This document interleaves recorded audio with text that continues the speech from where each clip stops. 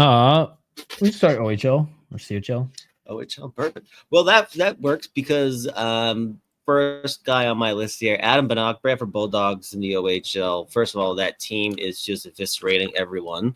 Played 3 games. They did lose 5-4 against Barrie in overtime on Wednesday, but then this weekend on Saturday, they pounded Flint 7-0, and then they beat Saginaw 6-2. Really just putting the state of Michigan. Benak with a goal and an assist in that first game, the loss against Barrie. He also added a goal and 2 more assists against Saginaw in that 6-2 win. He's up to 27 points, which is tied for the 3rd most in the OHL as we speak. 27 points in 14 games. That's 8 goals, 19 assists. He's also got this, I think it's the 2nd best plus minus in that league. He's a plus 17. One of the goals that he scored, or the goal he scored on Sunday at Saginaw, was an absolute fucking rip from deep, which I hadn't seen him really pull off all that many times before. A lot of his points just coming from in close, mostly assists, but I did not know that he had that shot in his bag. I mean, he just like ripped it. He's just so fun to watch. Like just the little things that he does, like little shoulder fakes, head fakes, like looking guys off, like just the subtle little movements that he uses, and just so deceptive with the puck. I love his ability to just like the touch passes, unfucking believable. He's just like creating high danger scoring chance after high danger scoring chance. He's just been electric. But yeah, this is the goal right here. It's very nice.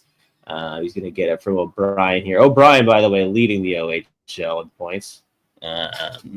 Dude, it's so trippy to me that they're not Hamilton Bulldogs anymore. Just look at that. Look, it just cuts it, bang, from the parking lot.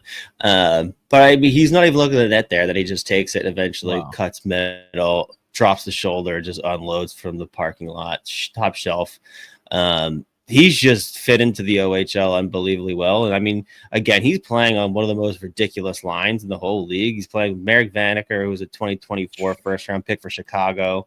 He's playing with Jake O'Brien, who went 8th overall to Seattle this past draft. So, like, the 3 of them playing together is legitimately a cheat code.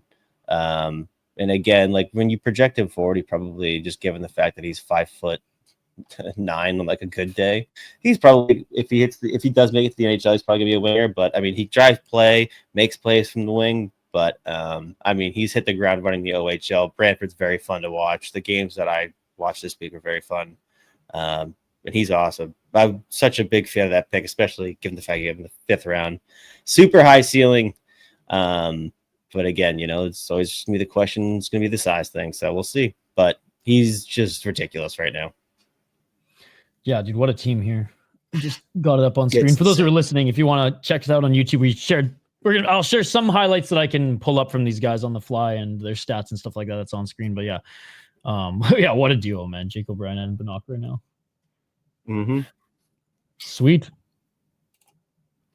Other OHL guy, I think I either talked about him last week or the week before, but the Liam Amidovsky kid was, I think he was what, 4th, 5th round, or maybe it was the 4th round this past year on the draft for Minnesota. More of the same. Like, he's never going to put up a ton of points. He does have skill. He can score. He can make plays. But, like, his bread and butter is just the fucking motor. He's kind of honestly like a Kiefer Sherwood type. Like, he hits everything that moves. He plays at 1,000 miles an hour. And, like, it just, like, the motor doesn't stop. So he plays on North Bay. They're significantly less good than Brantford, but they're usually competitive. They stay in games for the most part. They played Thursday, 4-1 loss to the Sioux Greyhounds.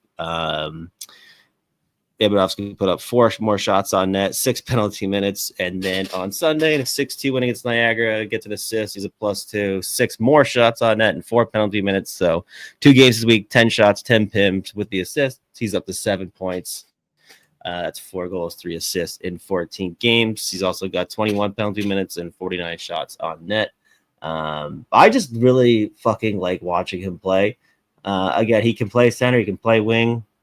Again, just the way that he plays, probably more of a winger long term. And I mean, again, like, long road before he plays pro hockey. He's got a few years left before you even see him potentially like playing AHL hockey, but it's just like it's the motor, it's the nonstop, it's to compete. Like he hits everything that moves. Again, he's a beast in the forecheck, but he does have skill. He can make plays. He's got a really nice shot when he chooses to use it.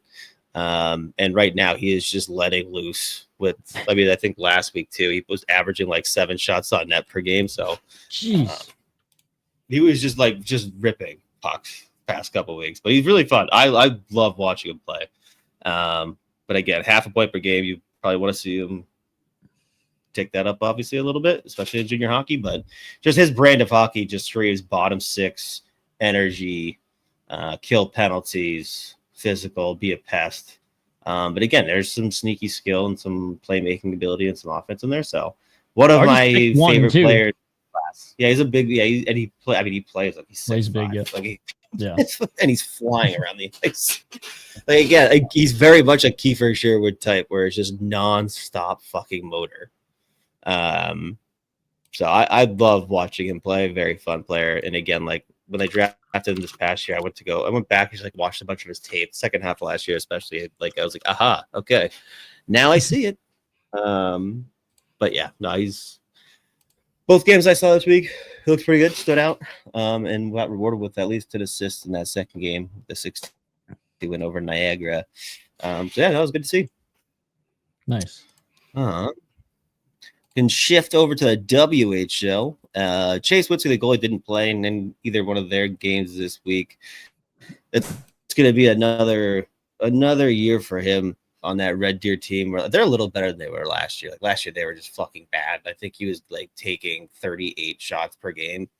It was just like brutal. Poor fucking bastard. But Carter Klippenstien, another energy guy, another guy that screams bottom 6. He's a big boy. Drafted him as an overager this past draft.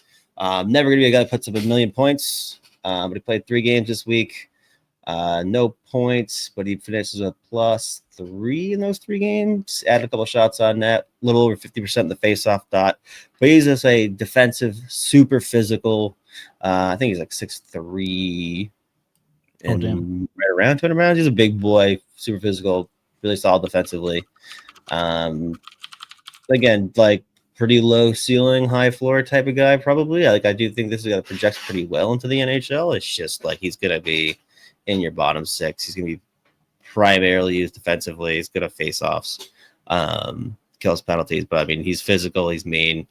Not afraid. Does not pass up hits, and kind of just plays pretty foundational hockey, which is pretty much what we saw from all 3 games this week. But hopefully he can find a little bit more offense, maybe. But I mean, again, his game is like reliability and being physical and kind of just like being the right place, right time, doing the right things, good habits. So not a whole lot to report there, but again, 6 points, 12 games so far in WHL, 18 penalty minutes, 19 shots on net. If anything else, I'd like to see him shoot a little bit more when he does have opportunities to. He's 18. He does have a decent shot. No, he's season 06, so I think he was I think he was a draft +1 this past year, and they took him in the 3rd round. I think. Okay. That sounds right. And Brandon's an okay team. It feels like they're either smoking teams or getting smoked. I don't know. There's like, it's a weird one, but